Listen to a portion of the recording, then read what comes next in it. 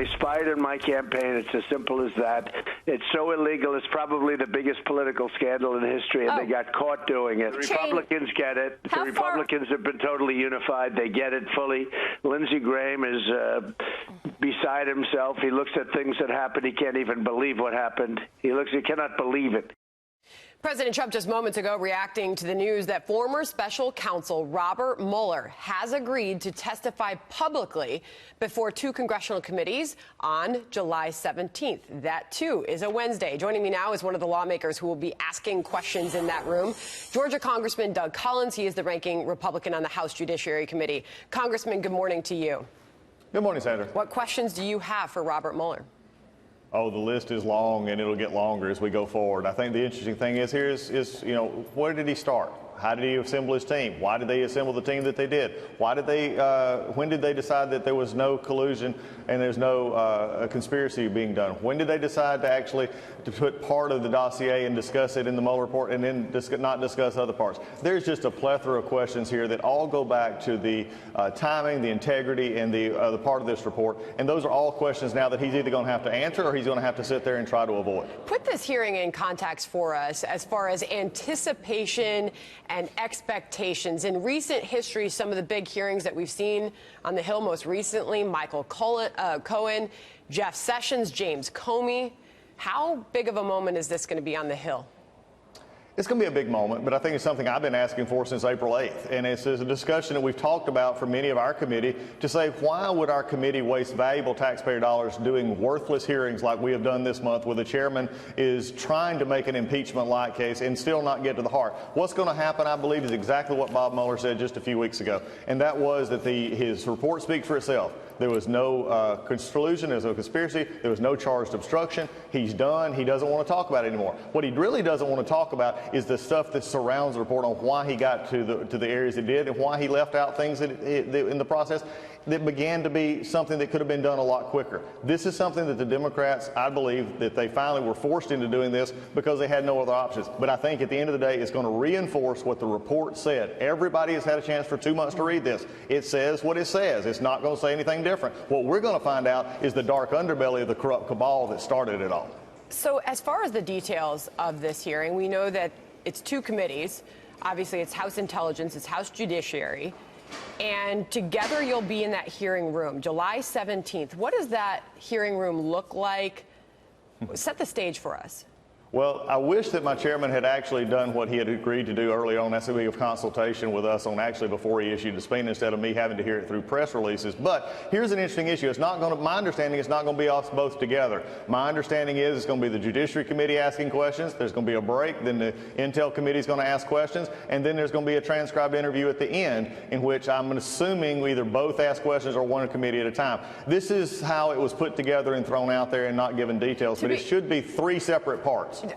Congressman, to be clear, did you just say that you found out about this subpoena for Robert Mueller through a press release? You're the ranking member on the Judiciary Committee. I did. That's the way my chairman tends to operate these days. It seems that he had not even the discussion with me personally about this. There was some discussion on a quick 5-minute heads up to our staff, but I was hearing about it from the press before I heard about it from the chairman himself. There's obviously always a lot of concern about these open public hearings. You know, a lot of people assume it's just going to be a lot of political theater. Will we actually learn anything, get any real answers as lawmakers try to dig in? That's going to depend on Robert Mueller. I think we're not going to find out anything new concerning what was in the report. He said that he only really wanted to talk about, that he would only talk within the 4 corners of the report and not answer hypotheticals. Well, we're going to ask direct questions on our side, direct questions about how he got there, what did he do, how did the investigations go, why did they not do that. But I don't think at the end of the day, and this is what I think the president should understand, and he understands, and everybody else understands, Lindsey Graham understands, is that this is a chance to put this to bed. The Democrats have exhausted all of their cards trying to tarnish this president who is doing a good job. Okay. This is a time for them to put it away. All right. So were there any other preconditions now that you know that this is happening and that he's been subpoenaed? By the way, Adam Schiff calling this a friendly subpoena. Here's Adam Schiff on another network last night. I don't think the special counsel's office would characterize it as a friendly subpoena. He did not want to testify. He made that very clear. Nonetheless, they will respect the subpoena. So can you clarify that for us? I think Adam Schiff, again, is having trouble with the facts. It's not new for Adam Schiff, but I think what I heard from our chairman last night was that Mr. Mueller wanted a subpoena to come in. So I think, the issue here is that he's trying to have it both ways. He's having that covered. That's not what we heard from Robert Mueller when he first publicly spoke since the release of the Mueller report. Here is Robert Mueller in that presser May 29th. Mm-hmm. After that investigation, if we had had confidence that the president clearly did not commit a crime, we would have said so. We did not, however, make a determination as to whether the president did commit a crime. That, of course, was the moment that opened the door for a lot of speculation, Congressman. You know it well. But in that presser, he said, Congressman, this is the last time you will hear from me. Are you suggesting that he wanted to be subpoenaed? He wanted to speak publicly before lawmakers?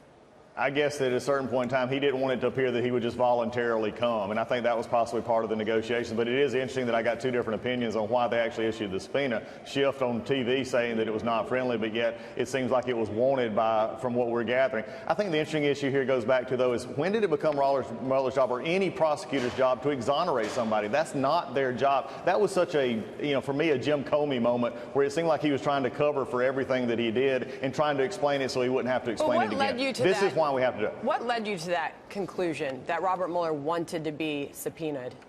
The conversation that I had with my chairman. And what can you tell us anything? That was the way that it played out, that they were wanting to have this subpoena so they could make sure that he got in, and that it was not something that they seemingly had discussed with Mr. Mueller, that subpoena was the way to get him in after they had discussed how he would come in. All right, so obviously Republicans and Democrats are going to go into that room with two very different goals in mind. What is the end game, Congressman? The end game is to finally put this to bed. We have a president for 2.5 years who's done his best job that he can under the cloud of the Mueller report, and everybody's saying this Mueller report was going to do dangerous things and terrible things to him. And at the end of the day, it did not. There was no collusion. There was no charged obstruction. This was not anything except now it's time to move on. Right. My hope is we get our questions answered and we move on. I've got to go, but real quick, we are reporting that he's expected to stick to the four corners of his report. Do you expect his testimony to vary from the actual Mueller report itself? Not on the collusions and not on the outcomes. I think that's what we're going to see. All right, Congressman Doug Collins, we really appreciate the ranking member on that committee. That will be a big day on Capitol Hill, July 17th. Appreciate your time, sir. Thank you.